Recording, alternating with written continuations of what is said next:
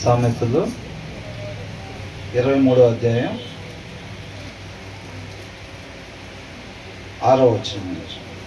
ఎదుటివాని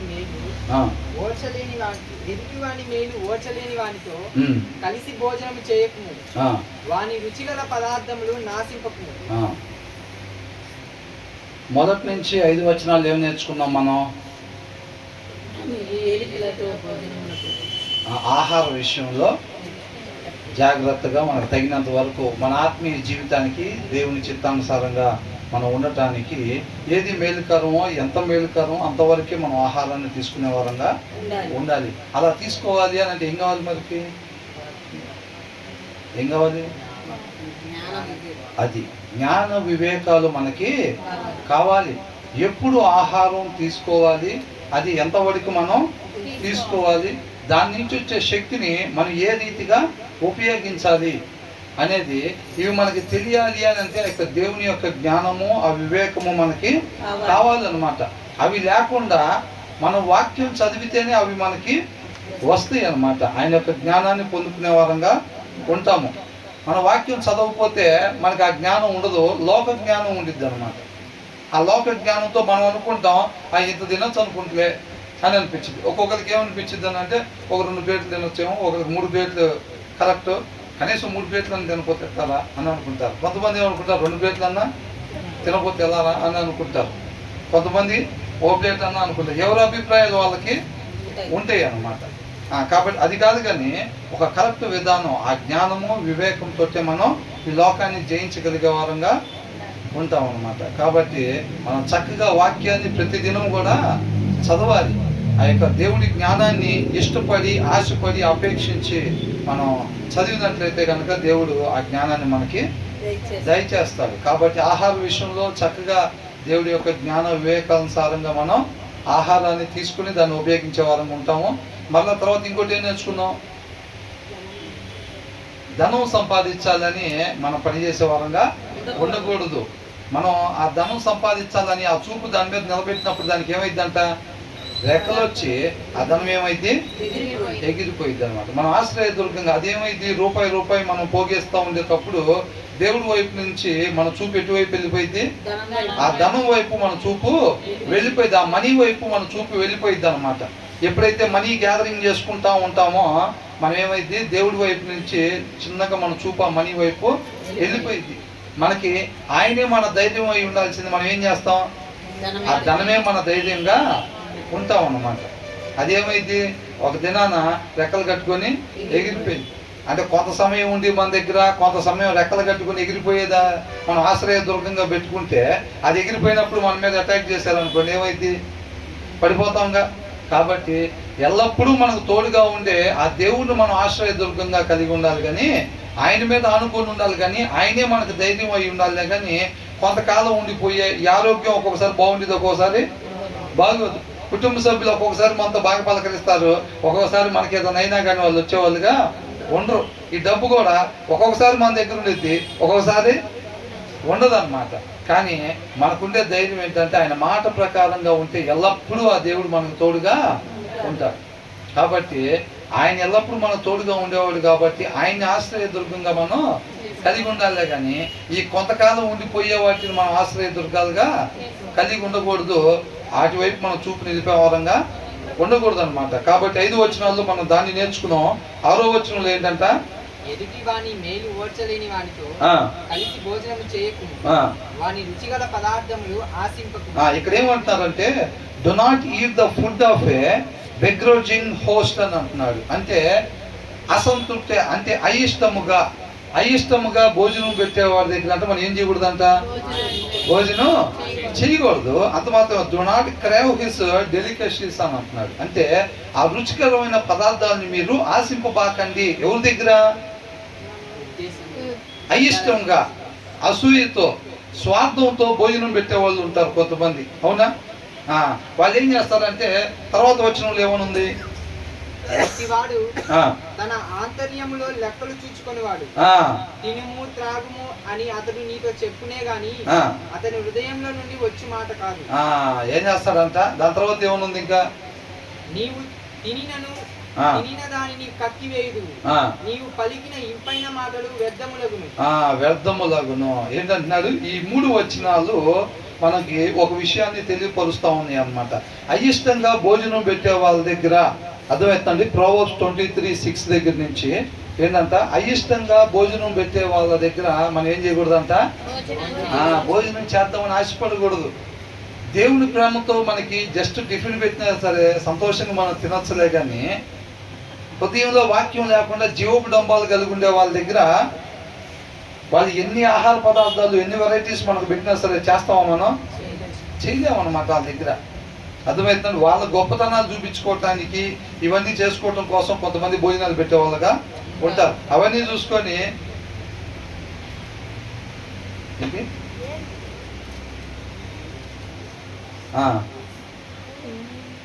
కాబట్టి మనం ఏం చేయాలంట, అలాంటి వాళ్ళ దగ్గర మనం భోజనం చేయకూడదు. ఎందుకని చేయకూడదు? వాళ్ళు ఏం చేస్తారు, ఆ బ్రదర్ రండి అని అంటారు, ఆ సిస్టర్ రండి అని అంటారు. అవునా? ఆ సిస్టర్ రండి అని అంటారు, ఆ భోజనం పెడదామంటారు. బాగా చక్కగా అసలు ఇది రాకుండా ఉంటే ఆ బియ్యం రేపు కూడా వచ్చేవి. ఏంటంట, వాళ్ళకి భోజనం పెడతారు. ఏమంటారు, వీళ్ళు ఇప్పుడు వచ్చారు 30 రోజులు రావాల్సిన బియ్యం కట్ట 20 రోజులే వచ్చేటట్టు ఉంది. మొన్న ఆ లోకల్లో ఈ లోకల్లో ఇంకొకళ్ళు కూడా వచ్చారు, అందుకనే ఈ నెల 20 రోజులకే బియ్యం అయిపోయింది, బస్తా అయిపోయింది అని అనుకుంటారు. అంటే ఏం వేస్తున్నారు వాళ్ళు? పెట్టడానికి భోజనం అయితే పెట్టేదిలే, కానీ ఏం చేస్తున్నారు లోపల? లెక్కలు వేసుకుంటున్నారు అనమాట. అసలు 30 రోజులు వచ్చాయి శుభ్రంగా, ఎంత డబ్బులు మిగిలాయి. 30 రోజులు అంటే 10 రోజులు బియ్యం అంటే అట్లా లేదన్నా ఎంత మిగిలాయి. అట్లాగా లెక్కలు వేసుకుంటూ ఉంటారు అనమాట. కొంతమంది ఏం చేస్తారు అంటే స్వార్థంతో పెడతారు. స్వార్థంతో అంటే వాళ్ళతో ఏదన్నా పని ఉందనుకోండి, వాళ్ళని ఉపయోగించుకోవాలి, వాళ్ళని వాడుకోవాలని అనుకున్నప్పుడు ఏమైందంటే వాళ్ళతో పని ఉంది, ఆ పని ఏదైనా చేయించుకోవాలనుకున్నప్పుడు ముందు వాళ్ళకి లంచంగా కొంతమంది డబ్బులు పెడతారు, కొంతమంది వాళ్ళతో కొంత టైం స్పెండ్ చేస్తారు. అవునా? ఎల్లు ఒక అరగంట, అదే ఎల్లుండి అవసరం ఉందనుకోండి, డైరెక్ట్గా ఎల్లుండి వెళ్ళి పలానా అడిగితే ఇస్తారా? పలానా వస్తువు కావాలి లేదా కొద్ది డబ్బులు కావాలో 10,000 అంటే ఇస్తారా? ఎవరు? కాబట్టి ఏం చేస్తారంటే ముందు నుంచే 2 రోజుల ముందే వాళ్ళతో ఏం చేస్తారంటే వెళ్ళి ఒక పావు గంట, ఒక అరగంట, ఒక గంట సేపు వాళ్ళతో టైం స్పెండ్ చేస్తూ ఉంటారు. టైం స్పెండ్ చేసి చక్కగా వాళ్ళని పరిచయం చేసుకుంటారు.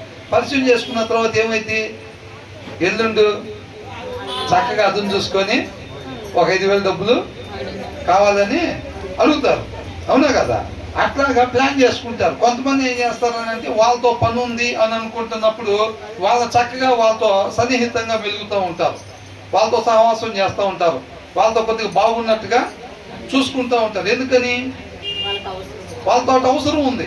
వాళ్ళతో అవసరం ఉంది కాబట్టి వాళ్ళు ఎప్పుడైనా వచ్చినప్పుడు రాగానే టీ ఇవ్వటం, లేకపోతే ఏదైనా భోజనం పెట్టడం, లేకపోతే స్నాక్స్ పెట్టడం, లేకపోతే మంచిగా పలకరించడం, వాళ్ళు ఇక్కడ దాకా వెళ్ళొద్దాం రండి అంటే వెళ్ళటం, ఇవన్నీ కూడా చేస్తూ ఉంటారు. ఎందుకని? వాళ్ళతోటి పని ఉంది కాబట్టి. అర్థమవుతుందండి. వాళ్ళతో ఏదైనా సంబంధం కలుపుకోవాలి, లేకపోతే ఇప్పుడు ఇట్లా ఉన్నాయి అనుకోండి, ఏం చేస్తారు, ముందు నుంచే వాళ్ళతో మంచిగా మాట్లాడటమో లేకపోతే ఇవన్నీ కూడా చేస్తూ ఉంటారు అనమాట. అంటే దాని వెనకాల ఏముంది, వాళ్ళు పెట్టిన దాని వెనకాల ఏముంది, దాని వెనకాల భావం ఏంటో మనం చూసుకోవాలి, ఉద్దేశం ఏంటో దాన్ని జాగ్రత్తగా చూసుకోవాలి అనమాట. అదే మన జ్ఞానం లేదనుకోండి, మనం ఏం చేస్తాం, ఎక్కడ పెడితే అక్కడ భోజనం అవన్నీ చూడడం అనమాట. ఇది ఉద్దేశం ఏంటి, వీళ్ళ ఇంటెన్షన్ ఏంటి, దీని వెనకాల వీళ్ళు మాకు ఇచ్చే దాని వెనకాల ఇచ్చే ఆతిథ్యం వెనకాల ఉండే ఇంటెన్షన్ ఏంటి, ఉద్దేశం ఏంటి అనేది కంపల్సరీగా చూడాలన్నమాట. అర్థమవుతుందండి.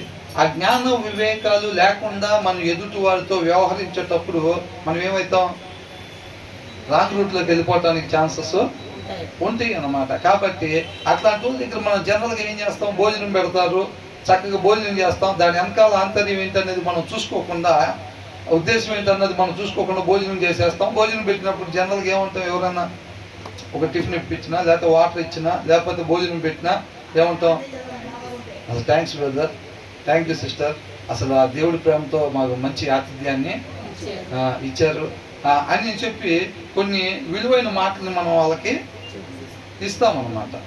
అవును కదా? మాటలు ఇచ్చేసి అక్కడి నుంచి మనం వెళ్తాం. తర్వాత ఏమైంది, వాళ్ళు ఎప్పుడైతే కొంతమంది ఎలా తెలిసింది, ఆ ముందు రోజు మనతో బాగా మాట్లాడినప్పుడు, దాని తర్వాత రోజు బాగా మాట్లాడినప్పుడు, దాని తర్వాత మనం డబ్బులు అడిగినప్పుడు వాళ్ళకి ఆటోమేటిక్గా అర్థమైపోయింది, ఆహా ఇదే సంగతి, ఇది నిన్న మొన్న బాగుంది మనతో ఎందుక అని అనుకున్నప్పుడు అదే నిజంగా వాళ్ళు దాని ముందు రోజు వచ్చి ఒక గంట సేపు సమయం స్పెండ్ చేసినప్పుడు ఏమనుకుంటారు, అరే నిజంగా అసలు నువ్వే తోడుకున్నావురా ఈ టైం దాకా, ఎవరు కూడా లేరు అసలు అని అంటాడు. నువ్వే నా బెస్ట్ ఫ్రెండ్ రా, అదిరా ఇదిరా అని చెప్పేసేస్తారు. చెప్పిన తర్వాత ఆడు ఎప్పుడైతే అది చూసుకొని చక్కగా డబ్బులు అడగటమో లేకపోతే వీటితో పని అయిపోయిందిరా అనుకున్నప్పుడు వాడిని వదిలిపెట్టడం చేసినప్పుడు అప్పుడు మనకు తెలుస్తుంది, అరే వీళ్ళ ఉద్దేశం ఇదే, వీళ్ళు నాతో ఇన్ని రోజులు సావాసం చేసిన పని ఇందుకోసమా, ఈ ఉద్దేశంతోనా, మనతో డబ్బులు అవసరం ఉందా, లేకపోతే మనతో వేరే రకమైన అవసరాలు ఉన్నాయా, ఆ అవసరం నిమిత్తమే మనతో ఇప్పుడు దాకా వీళ్ళు కలిసి ఉన్నట్టుగా నటించారా అని అనుకున్నప్పుడు అసలు వాళ్ళు ఆ కలిసి ఉన్న రోజుల్లో చాలా మంచోడు, నువ్వు నిజంగా చాలా బెస్ట్ ఫ్రెండ్ రా, మీరు నిజంగా మా కుటుంబం చాలా మేలు కోరుకుంటారు, అవి ఇవన్నీ ఈ మాటలన్నీ అన్నామే వాళ్ళతో, ఎన్ని వేస్ట్ అయిపోయినాయి, ఎన్ని వేస్ట్ మాటలు. అట్లయితే ఆ విలువైన మాటలు ఏమైపోయినాయి అంట, వ్యర్థం అయిపోయినాయి అవి. అవునా? అవి ఎంత మంచి మాటలు మనం హృదయపూర్వకంగా thank you brother, thank you sister, మాకు మంచి ఆతిథ్యాన్ని ఇచ్చారు ఇలాగా ఆ దేవుడి ప్రేమతో అని చెప్పి, ఆ దేవుడి ప్రేమ అంటే ఏం సామాన్యమైన విషయమా? మరి అలాంటి దాంతో పోల్చాం కదా, అలాంటి దాంతో పోల్చి చక్కగా మంచి ఆతిథ్యాన్ని ఇచ్చారు మాకు అని చెప్పి వీళ్ళు బాగుండాలని మనం అనుకుంటాం, అక్కడి నుంచి బయలుదేరి వెళ్తాం. ఎప్పుడైతే వాళ్ళ అసలు విషయం బయటపడిందో ఆ దినాన్ని ఇవన్నీ గుర్తు వస్తాయి మనకి. వీళ్ళు ఇంత స్వార్థమైన ఉద్దేశంతో వీళ్ళు మనకి ఆతిథ్యాన్ని ఇచ్చారా, మనం దానికి అసలు పలానాలాగా మనం నిజం అనుకొని అసలు ఇట్లాగన్నామే, మనం ఎంత విలువైన మాటలు అవి, అలాంటి మాటలు వీళ్ళ దగ్గర మనం వేస్ట్ అయినాయే అని అనుకుంటామా లేదా? అవునా? అందుకని ఇక్కడ ఏమంటున్నారు, 8వ వచనంలో ఏమనుంది, ఎప్పుడు వాళ్ళు ఎప్పుడైతే ఏ ఉద్దేశం దాని వెనకాల ఉన్న ఇంటెన్షన్ ఎప్పుడైతే తెలిసిందో, ఏది ఆ 7వ వచనంలో ఉన్నది మనకు అర్థమవుతుంది. ఏమని, is a kind of person who is always thinking about the cost. ప్రతి సమయంలో హీఈస్ ఆల్వేస్, ఎల్లప్పుడు కూడా అంటే అది నిజమైన దేవుడి ప్రేమ. అవునా? ఆ ప్రేమ నుంచి వచ్చిన ఆతిథ్యం కాదు అది, ఆ ముసుగేసుకున్నారు అంతే. లోపల ఏం చేస్తున్నారంట, ఎల్లప్పుడూ కూడా వీళ్ళ ఆలోచన ఎలా ఉంటుందంటే లెక్కలు చూసుకుంటూ ఉంటారన్నమాట. ఒక అరడజన్ మామిడికాయలు తెచ్చాం, ఈ 3 రోజులు తిందాం అనుకున్నాం, వాళ్ళు వచ్చారు, ఈ లోపల ఏమైంది, 6 రోజులు అయిపోయినాయి, రాకపోతే 3 రోజులు తినేవాళ్ళం అని అంటారు. కానీ బయటకి ఏమంటారంట, ఈట్ అండ్ డ్రింక్ అంటారంట. ఏమంటారు, బ్రదర్ తినండి, బ్రదర్ బలే తినండి, సిస్టర్ తినండి అని అంటారంట. అవునా? ఇంటి దాకా వచ్చి ఏం తినకుండా వెళ్తే ఎట్లాగా మీరు అని అనుకుంటారు. బయటకు అట్లా అంటారు, లోపల లెక్కలో తినకుండా ఉంటే బాగుండు మిగిలిద్ది. అవునా? బయటకేమో తినని బ్రదర్ అని అంటారు, తినని సిస్టర్ అంటారు, కానీ లోపల ఏం చేస్తారంట, లెక్కలు చూసుకుంటారు. తినమని మనం అడగాలి, ఏంటంట, వాళ్ళు మన ఇంటికి వచ్చారు కాబట్టి మనం తినమని అడగాలి. కానీ వాళ్ళు ఏం చేయాలి, తినకుండా ఉండాలి. వాళ్ళు వెళ్ళిన తర్వాత కొంతమంది ఏమనుకుంటారు, వాళ్ళు వస్తారని మనకేమో తెలుసా ఏంటి, కాబట్టి మనం ఇవన్నీ పెట్టాము, సరే మనం తిందాం లేదని రెడీ చేసుకుని లోపల వాళ్ళు వచ్చారు కదా అని చెప్పి ఫార్మాలిటీకి అడిగాము. అడగంగానే వాళ్ళు ఏం సరేలే అని హ్యాండ్ వాష్ చేసుకుని వచ్చి కూర్చున్నారు వాళ్ళు.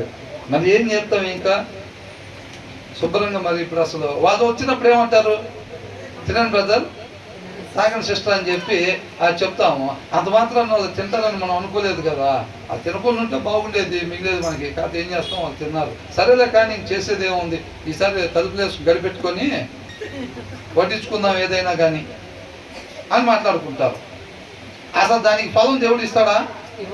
మరి వీళ్ళు తినేసి వెళ్ళేటప్పుడు ఏమంటారు, ఇందాక అనుకున్నట్టుగా థ్యాంక్ యూ బ్రదర్, అసలు మంచి ఆతిథ్యం ఇచ్చారు, ఆ దేవుడి ప్రేమతో మాకు మీరు చూపించిన ప్రేమను బట్టి దేవునికే వందనాలు, మీరు అసలు చాలా గొప్ప వ్యక్తులు మీ నుంచి చాలా నేర్చుకోవాలి మేము కూడా అని అలాంటి విలువైన మాటలు మనం వాళ్ళ దగ్గర మాట్లాడతాం. ఎప్పుడైతే వాళ్ళ దురుద్దేశం బయటపడిన తర్వాత ఏమైందంట,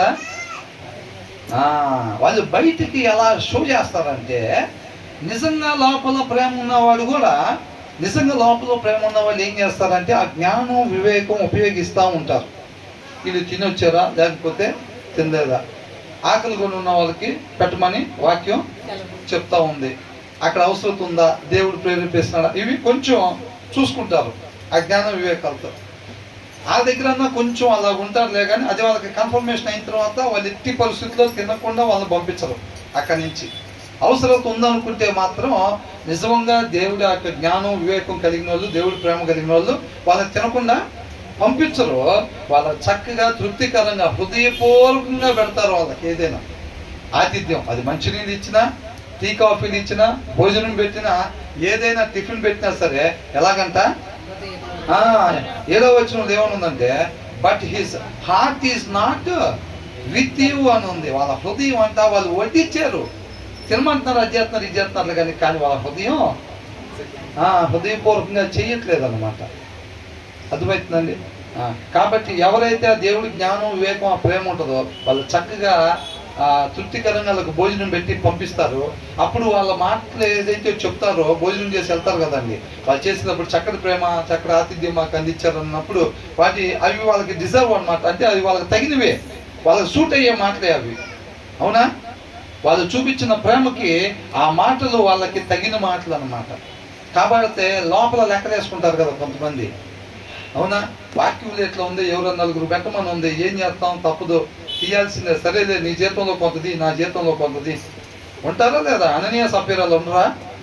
అందరు ఇస్తున్నారు, మనం ఇపోతే భక్తులం కాదనుకుంటారు. చేసేది ఏం లేదు, మనం పొలం మేము అందరికీ తెలుసు. కాబట్టి మిగతా దాచిపెట్టి మనం కూడా అందరితో పాటు తీసుకెళ్ళి ఇస్తున్నట్టుగా షోయింగ్ చేద్దాం. కాబట్టి ఈయన కూడా ఏం చేస్తారు, కొంతమంది ఆలకేళ్ళకి ఈమని ఉంది, పొద్దుగూకులు చెప్తున్నారు మన చర్చిలో అవసరంలో ఉన్న వాళ్ళకని, చేసేదేముంది, నీ దాంట్లో కొద్దిగా నా దాంట్లో కొద్దిగా అని చెప్పి మనసు చంపుకొని వెళ్ళి ఏదో ఒకటి కొని తీసుకొని వెళ్ళి ఇచ్చారు అనుకోండి, క్రియవాంతరం జరిగిద్ది. కానీ వాళ్ళ హృదయం దాంతోపాటు లేదు. హృదయపూర్వకంగా వాళ్ళు చేశారా? చేయలేదు. కాబట్టి దేవుడు అంతరంగాన్ని చూస్తాడా, బయట క్రియను చూస్తాడా?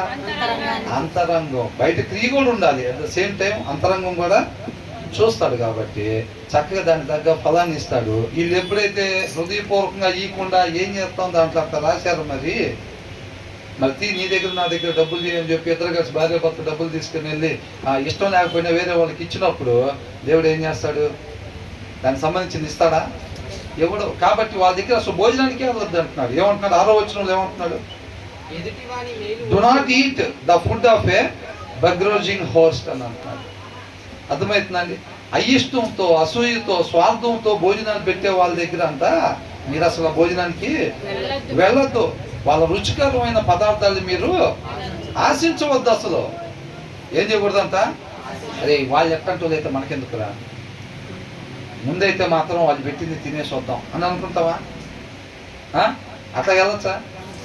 దేవుని ప్రేమ కలిగి ఉండే వాళ్ళు చక్కగా టిఫిన్ పెట్టినా పర్లేదు ఒకళ్ళు, రెండో వాళ్ళు అంతకుముందు వచ్చిన వాళ్ళు చూసాం కదా, వేరే వాళ్ళు బ్రహ్మాండమైన వెరైటీస్ పెడతారు. కానీ దేవుడి ప్రేమ ఉన్నదో లెక్కలేసుకునే వాళ్ళు అనుకోండి, మన ఎవరి దగ్గరికి వెళ్ళబుద్ధి అయితే వెళ్ళి ఒక గంట సేపు కూర్చున్నా సరే ఇంటి దగ్గర కూర్చుంటే తృప్తికరంగా ఉండదురా. హాయిగా 2 ఇడ్లీలు తిని ఒక టీ తాగినా కానీ ఎంత బాగుండిద్దో. అవునా? వాళ్ళైతే అన్ని వెరైటీస్ పెడతారులే, కానీ ఆమె అయితే గొప్పలు చెప్పుకోవటమే సరిపోయిందిరా. ఆయన అయితే మాత్రం అసలు ఇంక అలారా దీనికి ఎంత అయిందండి, ఇప్పుడు ఎవరైనా తీసుకొచ్చి పెట్టి ఎలా ఉంది బ్రదర్ బిర్యానీ 500 అయింది బ్రదర్ అంటే ఏమైంది? సిస్టర్ ఎలా ఉంది కర్రీ, దీన్ని 500 పెట్టి తీసుకొచ్చాము, ఇది కూడా అంటే అసలు ఇంటికి వెళ్ళి భోజనం చేయబుద్ధి అయితే అట్లాగా అంటున్నాడు. కాబట్టి ఆ జ్ఞాన వివేకాలు కలిగి ఉండాలి. అలాంటి వారి దగ్గరికి మీరు వెళ్ళి భోజనం చెయ్యొద్దు. వాళ్ళ రుచికరమైన పదార్థాలను మీరు ఆశించవద్దు. ఎందుకంటే వాళ్ళు లోపల లెక్కలు వేసుకునే వాళ్ళు, దాని వెనకాల దురుద్దేశం ఉంది. మీతో అవసరం ఉంది కాబట్టి మీతో టచ్లో ఉంటున్నారు వాళ్ళు. అవునా? మీరు చూడండి, మీతో అవసరం ఉంది కాబట్టి ఏం చేస్తున్నారంట? మీతో టచ్లో ఉంటున్నారు అనమాట. ఇలా బాగా చూసుకోవాలి, ఎంత అవసరం ఉంది మనకి. అర్థమవుతుందండి? అట్లాగా స్వార్థంతో, అసూయతో, లేకపోతే ఇట్లాగా అయిష్టంతో చేసే వారి దగ్గరికి వెళ్ళి మనం భోజనాన్ని ఆశించకూడదు. కానీ వాళ్ళు ఏం చేస్తారు? తినండి తాగండి అని అంటారు. అంత మాత్రం మనం వాళ్ళ దగ్గరికి వెళ్ళి తినకూడదు. ఎందుకంటే he says to you but his heart is not with you అని అంటున్నాడు. వాళ్ళ హృదయం మనతో లేదు, హృదయపూర్వకంగా వాళ్ళు సహవాసం చెయ్యట్లేదు అన్నమాట. కాబట్టి ఏదో ఫార్మాలిటీగా పెడుతున్నారు.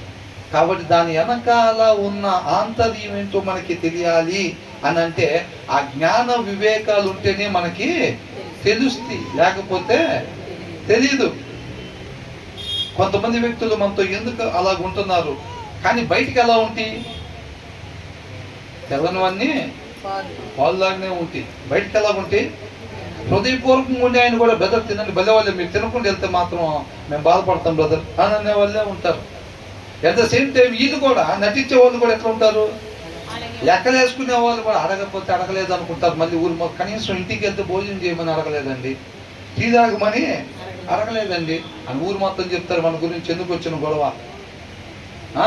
తినని బ్రదర్ తాగని బ్రదర్ అన్నట్టు వాళ్ళు అంటారు, వీళ్ళు అంటారు. మరి మనకెలాగా తెలిసేది? లాస్ట్ టైం ఆ స్టేజీ మీద అద్భుతాలు చేస్తూ ఉంటారు కొంతమంది అరేంజ్మెంట్ అద్భుతాలు చేస్తారు, ముందే ప్రిపేర్డ్. కొంతమందిని కిరాయికి మాట్లాడుకుని వచ్చి టచ్ అంటే పడిపోవటం, తర్వాత లెగిసి లేగవటం. వాళ్ళు లేగవమన్నా లేగవ, కొంతమంది కింద పడి కొట్టుకుంటూనే ఉంటారు. అమ్మ వెనకాల చాలా మంది ఉన్నారు, ఇంక తొందరగా తీసుకెళ్ళనే ఉన్నాను అంటారు.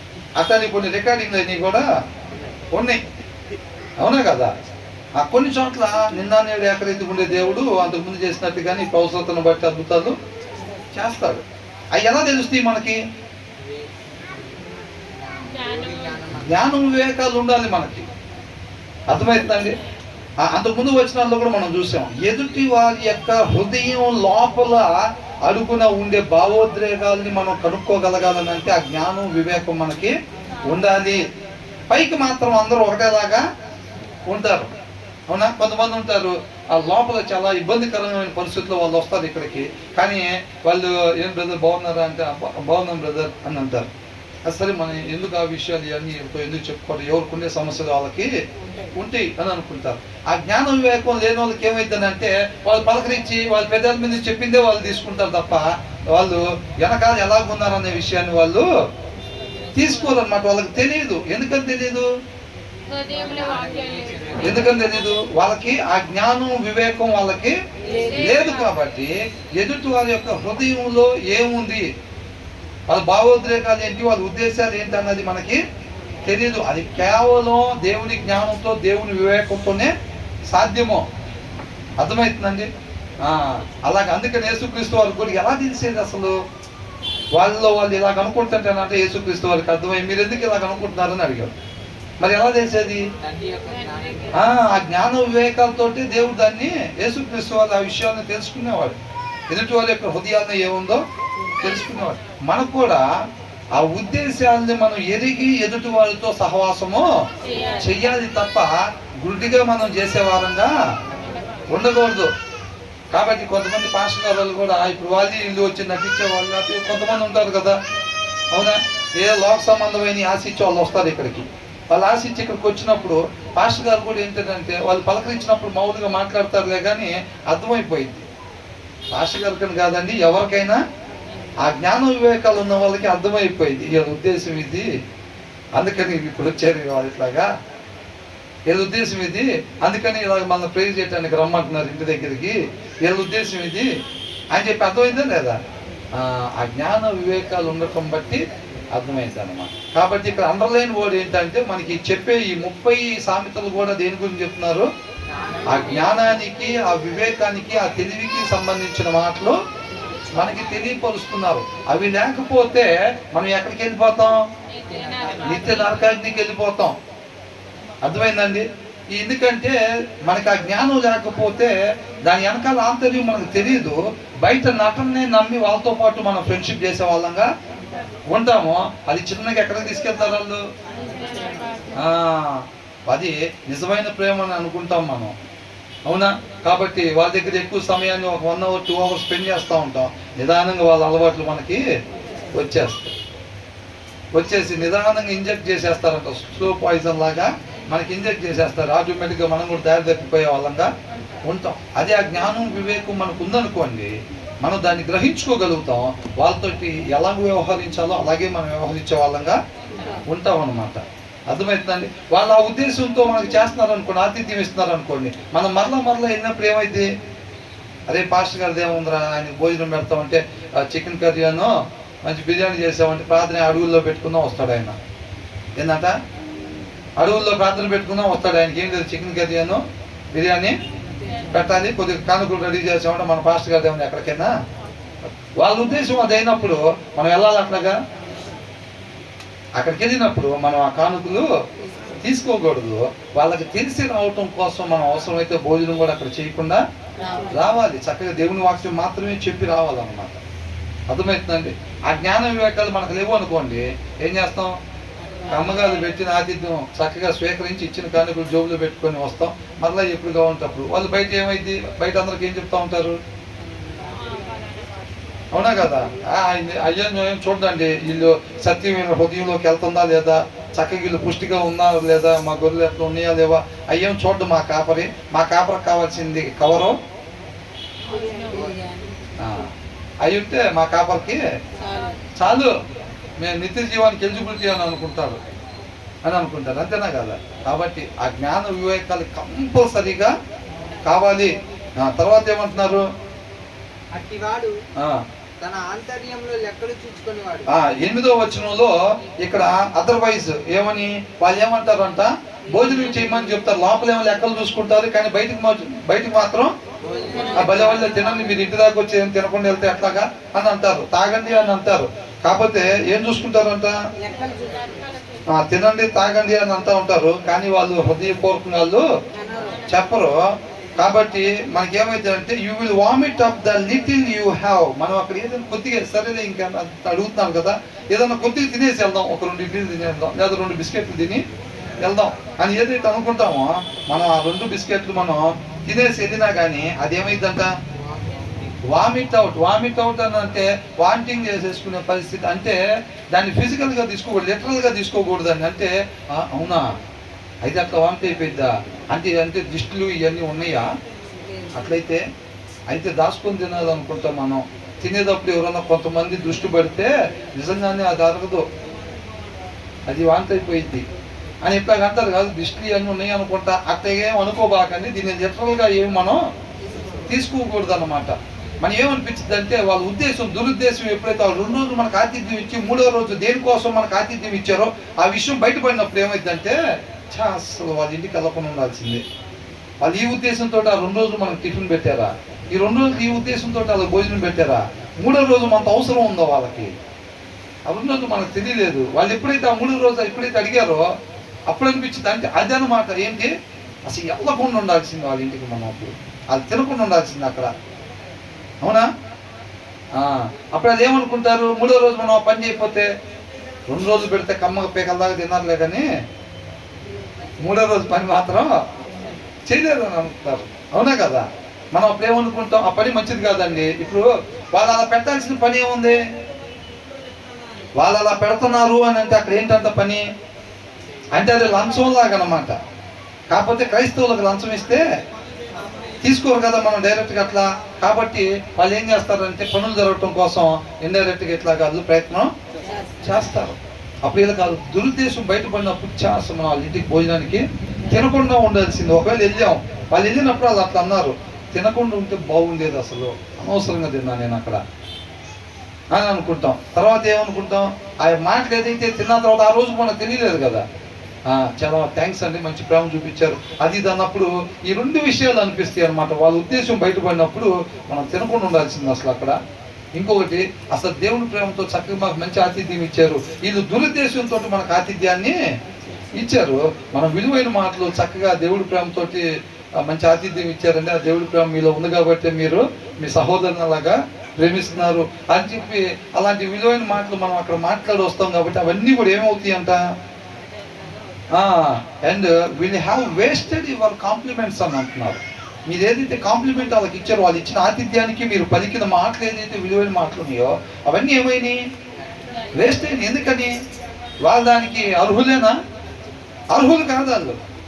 వాళ్ళ ఉద్దేశం వేరు, వాళ్ళు మనకి ఇచ్చిన ఆతిథ్యం వెనకాల ఉన్న ఉద్దేశం వేరు.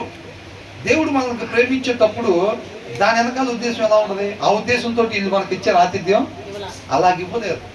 ఇలా ఉద్దేశం వేరు కాబట్టి మనం పలికిన విలువైన మాటలు ఏమైనాయి అంట, వేస్ట్ అయిపోయి. కాబట్టి ఆ జ్ఞానం వివేకాలు కలిగి మనం ఎదుటి వారితో వ్యవహరించే వారంగా ఉండాలి. వెనక మనల్ని డీల్ చేసేటప్పుడు పొరుగువారు వాళ్ళ వెనకాల ఉన్న ఉద్దేశాన్ని ఏంటో మనం గ్రహించుకోవాలంటే ఆ దేవుడి జ్ఞానము వివేకం ఉన్నట్లయితేనేగా మాత్రం మనకు తెలిసిద్ది. అప్పుడు ఏం చేస్తామనంటే వాళ్ళ ఉద్దేశం మనకు తెలిసినప్పుడు, ఆ జ్ఞానం మనకు ఉన్నప్పుడు, ఆ ఉద్దేశం తెలిసినప్పుడు వాళ్ళు తినమన్నా మనం తినము.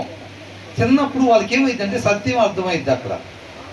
అరే వీళ్ళు తినటానికి కాదు వచ్చేది, అట్లయితే ఏంటంట తినటానికి కాదు, వీళ్ళు అట్లా అమ్ముడుపోయే వాళ్ళు కాదు, వీళ్ళ కవర్ల కోసం వచ్చేవాళ్ళు కాదు అనే సత్యాన్ని మనం అక్కడ వదిలిపెట్టి వస్తాం అన్నమాట వాళ్ళ దగ్గర. అర్థమవుతుందండి? కాబట్టి మనం అలా వ్యవహరించాలంటే ఆ జ్ఞాన వివేకాలు కంపల్సరీగా మనకి అవసరం. మనకు ఆ వాక్యం చదవకపోతే ఆ జ్ఞాన వివేకాలు మనకి రావు. అవి తెలియకపోతే ఏం చేస్తామనంటే మనం పొరుగు వారితో ఎలా వ్యవహరించాలో మనకు తెలియక మనకు నచ్చినట్టుగా మనం వ్యవహరిస్తాం అన్నమాట. ఏది కరెక్ట్ అనుకుంటామో మనం దాని ప్రకారం వాళ్ళతో వ్యవహరించి ఆటోమేటిక్గా మనం కూడా దారి తప్పిపోయే వాళ్ళంగా ఉంటాము అని అంటున్నాడు. అది అంతే తప్ప దాన్ని లిటరల్గా వాంటింగ్ చేసుకోవటం అంటే దిష్టి తగలతాలు అవి ఇవేమి కాదండి. మనం తినకుండా ఉండాల్సింది అనేది అన్నమాట అక్కడ ఉద్దేశం. ఆ తర్వాత ఏమంటున్నారు? ఈ 3 వచనాలు ఒకదాన్నే సూచిస్తున్నాయి, అవునా? ఆ జ్ఞానాన్ని, వివేకాన్ని, అలాంటి ఉద్దేశాలు కలిగిన వాళ్ళతో మనం ఎలాగా నడుచుకోవాలి, వివేకంగా ఎలా నడుచుకోవాలి అనేది తెలియబడతా ఉందన్నమాట. తర్వాత ఏమంటున్నారు? బుద్ధిహీనుడు వినగా మాట్లాడకము, అట్టివాడు నీ మాటలలోని జ్ఞానమును తృణీకరించును. ఏం చేస్తాడంట? Do not speak to fools అని అంటున్నాడు. బుద్ధిహీనుడు ఏం చేస్తాడంట? బుద్ధిహీనుడు వినగా మాట్లాడకము, అటివాడు జ్ఞానమును తృణీకరించును. నువ్వు చెప్పే మాటలో నీ మాటలలోని జ్ఞానమును తృణీకరించును. అంటే మన మాటల్లో ఏముంటుంది? జ్ఞానం ఉండిద్ది, అవునా? ఆ జ్ఞానపు మాటలు ఫూల్ దగ్గర, బుద్ధిహీనుడి దగ్గర మాట్లాడేటప్పుడు ఆ బుద్ధిహీనుడు ఏం చేస్తాడంటే తిరస్కరిస్తాడు, అవునా? బుద్ధిహీనుడికి ఈపుకంట దెబ్బలే సరి అని అంటున్నాడు. వాటిని చూసి సింపుల్ పర్సన్ ఎవరైతే, కొంతమందికి ఏమైందంటే జ్ఞానం ఉండదు కానీ ఇంటెన్షన్ ఉండేది. 3 రకాల జనాన్ని మనం చూసాం, అవునా? ఒకళ్ళు నీతిమంతులు, వాళ్ళ మాట జ్ఞానపు మాటలు వస్తాయి. ఇంకొకరికి ఏమైందంటే సింపుల్ అని అంటే వాళ్ళ దగ్గర జ్ఞానం ఉండదు, కాకపోతే నేర్చుకోవాలని ఇంటెన్షన్ ఉండిద్ది అనమాట. కొంతమంది దగ్గర ఏముండిద్ది అంటే ఫూలిష్నెస్ ఉండిద్ది. వాళ్ళ దగ్గర మనం ఆ బుద్ధిహీనుడి దగ్గర మన జ్ఞానానికి సంబంధించిన మాటలు మాట్లాడినా వాళ్ళ దగ్గర ఇంటెన్షన్ లేకపోవటం వల్ల వాళ్ళు ఏం చేస్తారంటే దాన్ని తిరస్కరిస్తారన్నమాట, అవమానపరుస్తారు. వాళ్ళు డిస్రెస్పెక్ట్, అర్థమవుతుందండి? వాళ్ళు అవమానపరుస్తారు. ఎంత పెద్ద ఫ్యాకల్టీ నన్ను తీసుకురండి, ఎంత పెద్దోళ్ళను తీసుకురండి, అర్థమవుతుందండి? అక్కడ పేతురు మాట్లాడినప్పుడు కూడా 3000 మందే ఉన్నారని ఏమి లేదు. అనేక మందిలో 3000 మంది బాప్తిస్మం తీసుకున్నారు. మిగతా వాళ్ళు పరిశుద్ధాత్మ దేవుడి ద్వారా మాట్లాడబడుతున్నాడు అక్కడ, అయినా సరే వాడబడుతున్నాడు. అయినా సరే మరి మిగతా వాళ్ళు ఎందుకు అవలా? వాళ్ళు వీళ్ళు బుద్ధిహీనులు. జ్ఞానపు మాటలు అనంటే దేవుడి నోట నుంచి వచ్చే మాట అన్నమాట.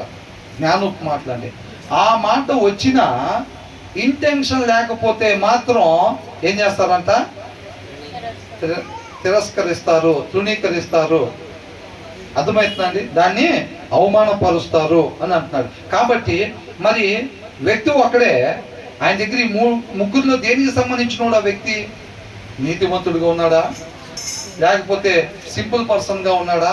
అంటే ఇంటెన్షన్ ఉండి తనకి వివేకం లేకుండా ఉన్నాడా? జ్ఞాన వివేకాలు, ఆ ఇంటెన్షన్ అంటే నేర్చుకోవాలని తప్పన ఉంటుంది, కాకపోతే ఇంకా నేర్చుకోవాలా, అర్థమవుతుందండి? ఆ జ్ఞానం వివేకం నేర్చుకోవాలని తప్పన ఉందలే కానీ ఆయన దగ్గర ఇంకా లేదు. కాకపోతే ఇంకొక అతను ఉంటాడు, ఆయన దగ్గర ఏం లేదు, అసలు ఆ ఇంటెన్షన్ అంటే ఆ నేర్చుకోవాలన్న ఆలోచనే లేదు. ఈయన దగ్గర జ్ఞానం లేదు కానీ నేర్చుకోవాలనే ఆలోచన ఉంది, ఆయన దగ్గర నేర్చుకోవాలనే ఆలోచన ఆయనకు అసలు లేదు.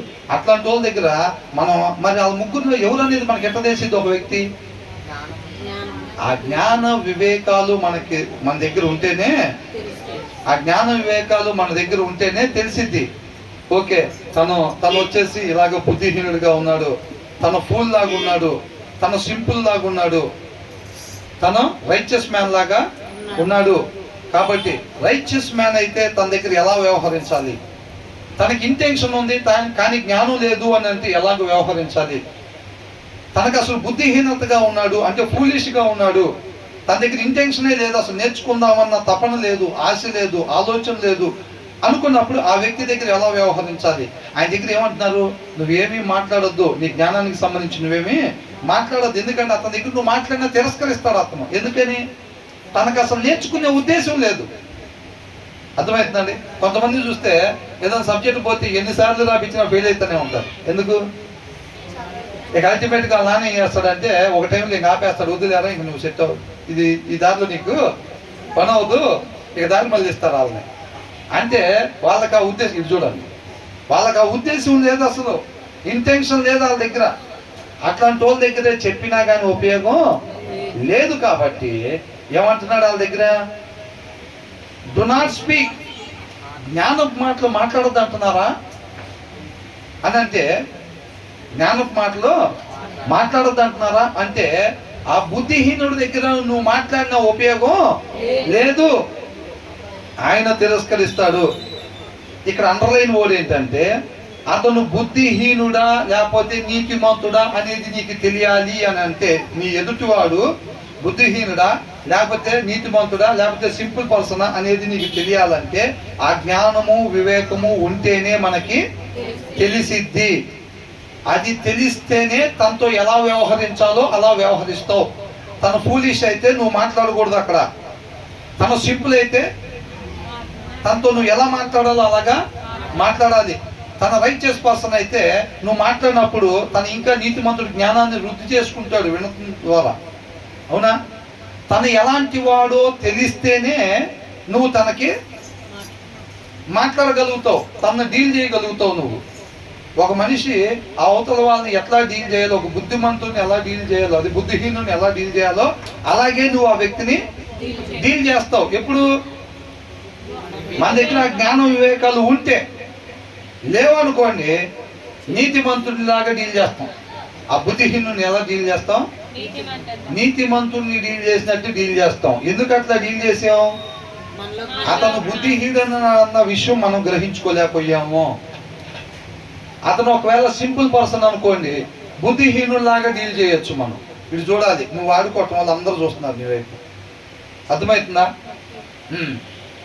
ఒకళ్ళు సింపుల్ పర్సన్ అనుకోండి, మనకు తెలియకపోతే, మన దగ్గర జ్ఞానం లేకపోతే, మనం పసిగట్టలేకపోతే ఏమవుతుందంటే బుద్ధిహీనుని డీల్ చేసినట్టు తనని డీల్ చేస్తాం. అప్పుడు ఏమైతే పొరపాటు జరిగిద్దా లేదా? జరిగిద్ది.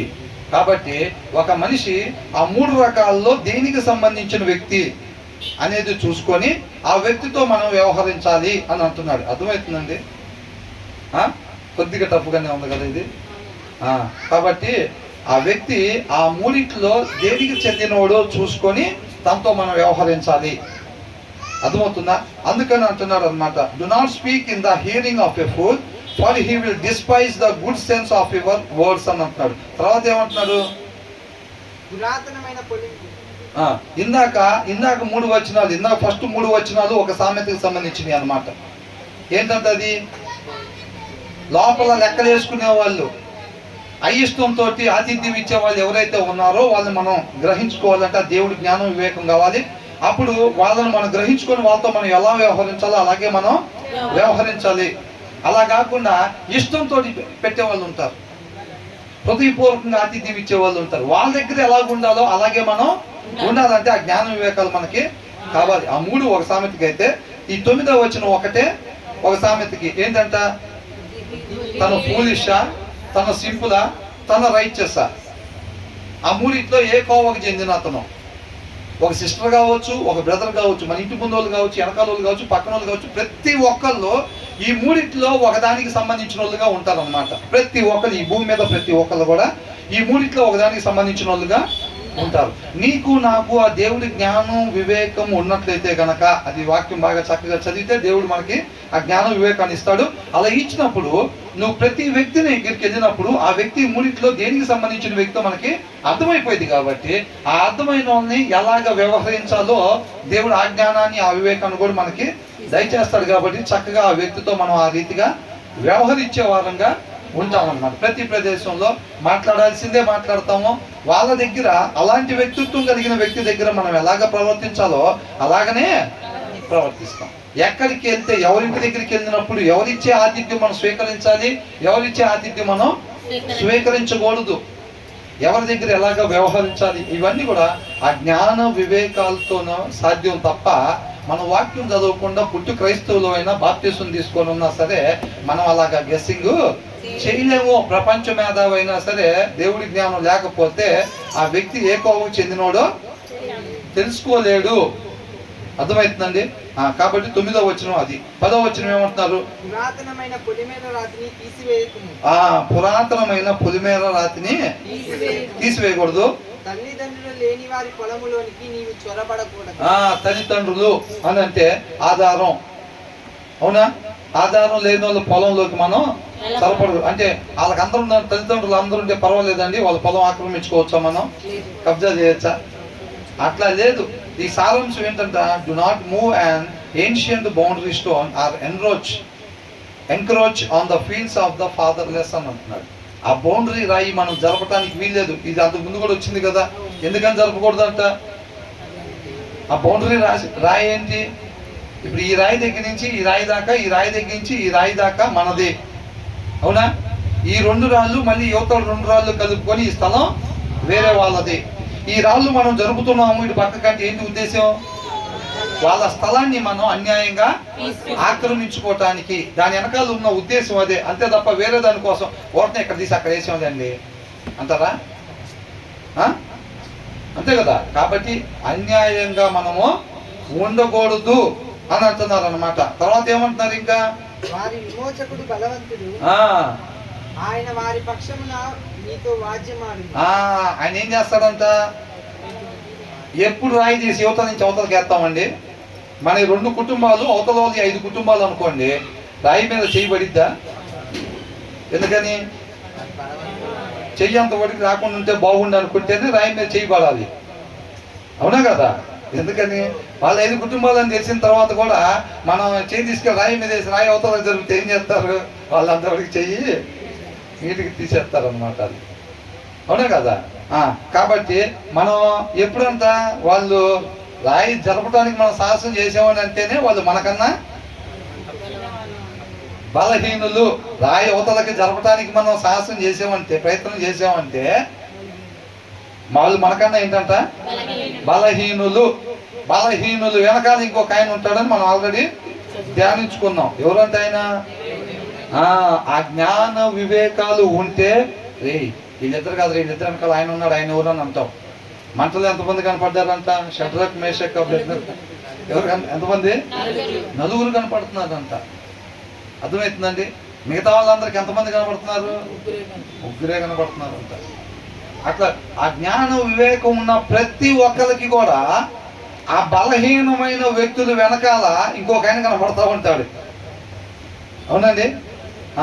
ఈ ఎవరికైతే అలాగ మన బౌండరీస్ అన్యాయంగా మనం జరపకూడదు అని అంటున్నాడు. వాళ్ళ వెనకాలంట ఆయన ఉంటాడంట. ఆయన ఎవరితో పోరాడతాడంట? వారి పక్షమున నీతో వ్యాజ్యమాడును అని అంటున్నాడు. అంటే వాళ్ళ తరపున ఎవరంట వ్యాజ్యమాడేది? దేవుడు వ్యాజ్యమాడతాడు. యువతలు ఎవరంట? మనం. అంతేనా? రాయి జరిపిన వాళ్ళు యువతల, అవతల ఎవరు? దేవుడు. మరి ఎవరు గెలుస్తారు? ఆలోచించుకొని చెప్పండి, బాగా ఆలోచించుకొని చెప్పండి. మీకు ఎంత టైం కావాలన్నా పర్వాలా, మాకు టైం ఇచ్చినా ఈగిపోయినా ఎవరు గెలుస్తారంట? దేవుడే గెలుస్తాడు. ఇంకా దాంట్లో డౌటే లేదన్నమాట, అవునా? కాబట్టి ఆ జ్ఞాన వివేకాలు మనకు ఉండాలి. బైబుల్ చదివిన వాళ్ళకి ఏం తెలిసింది? ఇప్పుడు క్రైస్తవులైనా సరేనండి, బైబుల్ చదవలేదు, వాళ్ళ వెనకాల దేవుడు ఉన్నాడని వాళ్ళకి తెలిసిద్దా? వాళ్ళ వెనకాల దేవుడు ఉన్నాడని తెలిసిద్దా? తెలీదు. తెలియక రాయి మీద చెయ్యి వేస్తారు. వేసిన తర్వాత ఎదురుగా ఆయన కనపడతాడు. వాళ్ళకి ఎదురుగా ఆయన కనపడతాడు. కనపడిన తర్వాత ఏం పోయింది? ప్రభువా నేను చూడలేదు, సారీ ప్రభువా, వాళ్ళకి ఇచ్చేస్తానంటే అయిపోయిందా? అంతతో బాదు. అది ఎక్కడికి వచ్చింది? ఏడో నుంచున్నా దాని దగ్గర కూడా వచ్చింది. నుంచున్నదని అంటే ఆ పొలం కాదండి నేను చెప్పేది, ఈ భూమి మీద చోటు లేకుండా పోయిద్దని. జీవం ఉండదు. ఇంకా ఎక్కడికి పోయేది? నిత్య జీవం వాళ్ళు అందరూ కూడా మళ్ళీ ఈ భూమి మీదే ఉంటారు, దేవునితో పాటు వివేకాలు ఉంటారు. కాబట్టి వాళ్ళు నిలబడే ప్లేస్ లేకుండా పోయిద్ది అన్నమాట. కాబట్టి దీన్ని బట్టి మనకి ఏమర్థం అవుతుంది? అన్యాయంగా మనం ఎప్పుడు కూడా ఉండకూడదు. ఎవరు తెలియదు కొద్ది జరుపు రాత్రిపూట వెళ్ళి రాత్రిపూట 2 గంటలకు వెళ్ళిపోయి రాయి జరిపేసి ఇక్కడ ఏమి డౌట్ లేకుండా మొక్కలు నాటేసి రాళ్ళు అక్కడే ఉంది ఫస్ట్ నుంచి కావాలంటే చూసుకు ఎక్కడ మీకేమో చూపించు అని అంటే తెలిసిపోద్దా? వాళ్ళు చూడలేదు, మిగతా వాళ్ళు ఎవరు చూడలే, కానీ ఒక ఆయన చూసాడా లేదా? ఆ జ్ఞానం వివేకాలు ఉంటేనే తెలుస్తాయి. అది ఆ జ్ఞానం ఉండేవాడు ఏంటంటే పౌలు అట్లాగా ఎవరు చూడకపోయినా ఒక ఆయన చూస్తూనే ఉంటాడు. ఆయన చీకటి పడినా ఆయనకి పగల్లాగానే ఉండిద్ది. కాబట్టి అనవసరం, నేను బాగుండాలని అనుకుంటే అట్లాంటి పనులు చేయకుండా ఉండాలి అని అనుకోవాలి. నిజంగా వాళ్ళు లేనోళ్ళు వాళ్ళ తినటానికి లేదు, దాని మీదే ఆధారం, ఆ రకం మీదే బతుకుతున్నారు. అది సాలకుండా ఉందంటే నువ్వేదన్నా కొద్దిగా కావాలంటే ప్రేమతోటి ఇవ్వాలే తప్ప, అంతేనా కదా, ఇవ్వాలే తప్ప ఆ దగ్గర మనం లాక్కునే వాళ్ళంగా ఉండకూడదు అన్నమాట. అర్థమవుతుందండి? కాబట్టి అన్యాయంగా మనం ఎప్పుడు ఉండకూడదు. ఎవరికి? బలవంతుల దగ్గర ఎవరు అన్యాయం చేయరండి. ఎందుకని? బలహీనుల దగ్గర, తల్లిదండ్రులు లేని వాళ్ళ దగ్గర అని అంటున్నాడు. ఏమని రాశారు అక్కడ పదం? తల్లిదండ్రులు లేని వారి అని అంటే ఆధారం లేని వాళ్ళ దగ్గర. అది వాళ్ళకన్నా మనకే ఎక్కువ ఇన్ఫ్లుయెన్స్ ఉంది, వాళ్ళ దగ్గర కన్నా ఎక్కువ డబ్బులు మనకే ఉన్నాయి, వాళ్ళకన్నా ఎక్కువ కుటుంబాలు మన దగ్గరే ఉన్నాయి అన్నప్పుడే ఇలాంటి సాహసం చేసే ప్రయత్నం చేస్తాం. వాళ్ళ ఎలిజిబిలిటీ ఏంటంటే అవన్నీ లేకపోవటమే వాళ్ళకి ఎలిజిబిలిటీ, దేవుడు వాళ్ళతో ఉండటానికి. అవునా కదా? కాబట్టి అవి జాగ్రత్తగా మనం వ్యవహరించుకోవాలి. ఇది 3వ సామెత అన్నమాట. మొదటిది ఏంటంట? లెక్కలు చూసుకునే వాళ్ళతో మనం చేయకూడదు. అట్లాగా అంటే ఓన్లీ భోజనమే కాదండి, జ్ఞానం వివేకాలు కలిగి ఉండాలి. రెండోది కూడా అదే, ఆ జ్ఞానం వివేకం కలిగి ఉన్నప్పుడు ఎదుటి వారు ఏ వ్యక్తిత్వం కలిగి ఉన్నారో వాళ్ళు మనం ఎలా డీల్ చేయాలో మనం తెలుసుకునే వారు ఉంటాం. మూడోది వచ్చేసి ఏంటంట? అన్యాయంగా మనం ఉండకూడదు. ఎదుటి వాళ్ళు బలహీనంగా ఉన్నారు కదా అని చెప్పి, ఎదుటి వాళ్ళు బలహీనంగా ఉన్నారు కదా, స్ట్రెంత్ లెస్ గా ఉన్నారు కదా అని చెప్పి వాళ్ళని ఊరకనే మనం దబాయించే వాళ్ళంగా ఉండకూడదు. వాళ్ళ వెనకాల దేవుడు ఉంటాడు, దేవుడు మనతో వ్యాజ్యం ఆడుతాడు అనమాట. వాళ్ళేం చేస్తారు, మీరేం చేస్తారు మమ్మల్ని అని అంటే వాళ్ళ తరపున ఉంటాడు కదా ఆయన. అవునా? అది ఊరకనే పడదండి రేకు. మొన్న ఒక దగ్గర పోయి మా బ్రదర్ వాళ్ళు ఎక్కడో భోజనం చేస్తున్నారంటే ఫ్యాన్ ఊడి కింద పడిందంట, ఒక ఆయన మీద ఫ్యాన్ ఊడి తల మీద పడిందంట. ఊరకనే పడవన్నీ, ప్రతి సృష్టి ఆయనకి లోబడి ఉండిద్ది అంతే. అది అర్థమైందండి? ఫ్యాన్ ఎప్పుడు ఊడాలి, అది ఎవరి మీద పడాలి, ఏ భాగం వరకు పడాలి,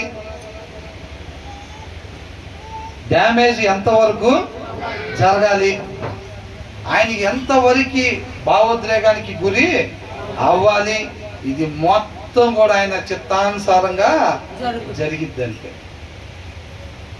ఇటువైపు పడి ఆయనకి ఇటువైపు ఏమి వినపడకుండా ఉండాలో అంటే అది అంతవరకే జరిగిద్ది. అంతే తప్ప దేవుడి చిత్తం అట్లయితే దబాలను తల మీద పడి చచ్చిపోయేటట్టుగా ఏముండదు. అర్థమవుతుందండి? ఎంతమంది విశ్వసిస్తున్నారు అది? అవునా? కొన్ని మన యూట్యూబ్లో చూస్తూ ఉంటే ఇటు పక్క నుంచి కారు పోతా ఉంటే వీటి టైర్ ఊడిపోయి బొమ్మని వెళ్ళిపోయి డివైడర్ దాటి అవతల నుంచి వచ్చే వాడికి తగిలిద్ది, వాడి దగ్గర ఆడిపడిపోతాడు, వాడు చచ్చిపోతాడు. అంటే లెక్కలు లేకుండా జరిగినాయి అవన్నీ. సృష్టికర్త సరిగ్గా హ్యాండిల్ చేయక జరుగుతున్నాయి ఇవన్నీ. పర్ఫెక్ట్ హ్యాండ్లింగ్ ఉండిద్ది, అక్కడ తేడాలు ఉండవు.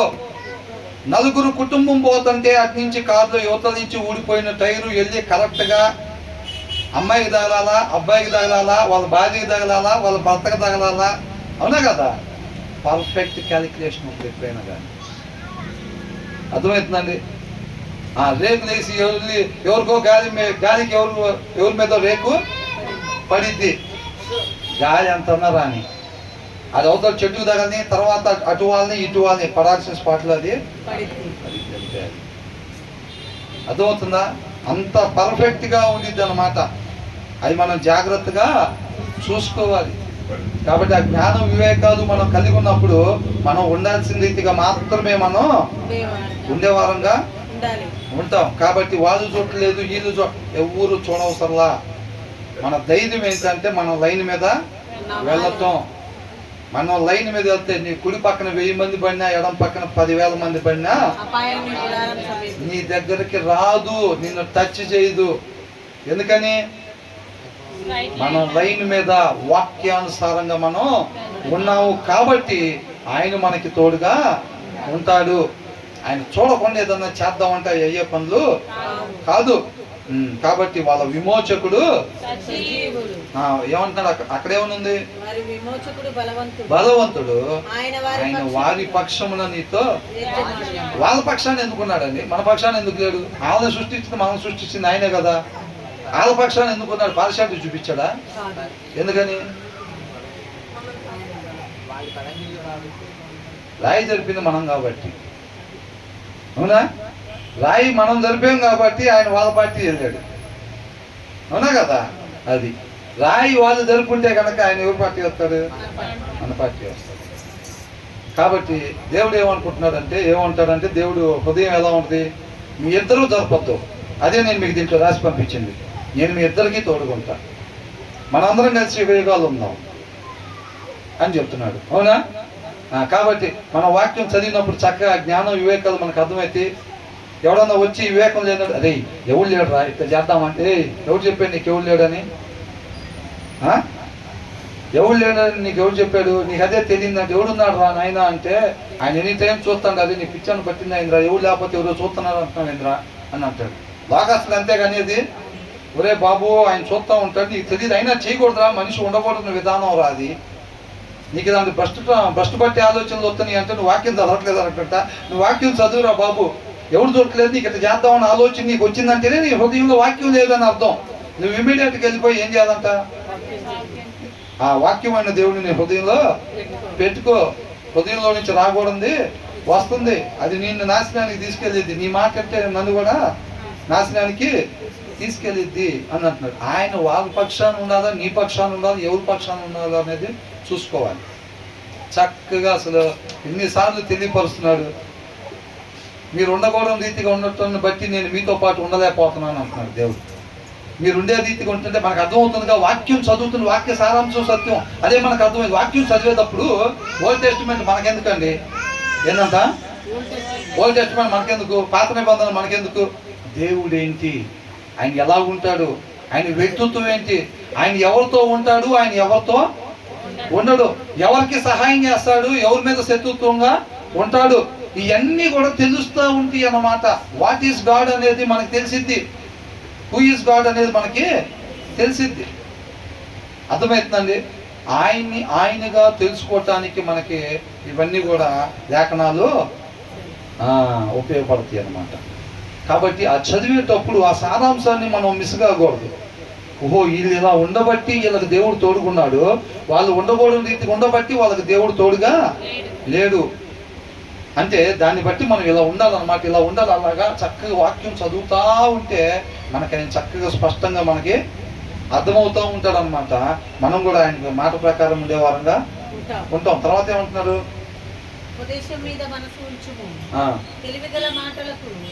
సరే ఇంతవరకు ఆపుదాంలేండి, మన తర్వాత మళ్ళా ధ్యానించుకున్నాం. దేవుడికి మహిమ కలుగును గాక. కాబట్టి ఆ 3 వచనాలు ఒకటి, తర్వాత వచనం